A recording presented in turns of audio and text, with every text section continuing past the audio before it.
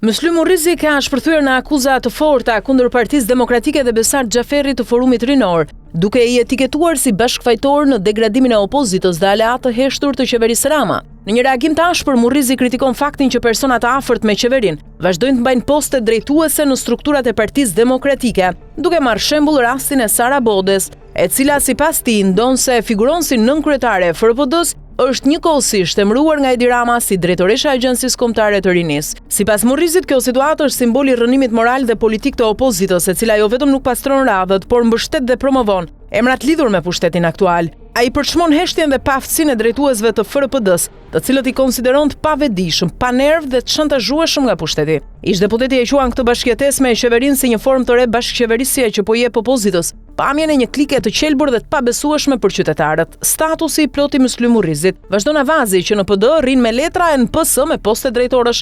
Zonja Sara Bodo me letra figuron si nënkryetare e FRPD-s së Shqipërisë dhe në fakt prej 2 vitesh është emëruar nga Rama drejtoresha e Agjencisë Kombëtare të Rinisë. O Besart Xhaferi, ai ke trut në kokë apo të kanë humbur si Xhaferit si mitja. Po kaq parazit, butak, pandjenj e panerv jeni morklon, sa mbani në krah ato që mban Rama dhe qeveria në prehër, po pse nuk ka pak vajza demokrate Shqipëria që t'jenë në kryesi dhe nënkryetare të FRPD-s? Duhet jenë këta soj si Sarat, Megit e kompani?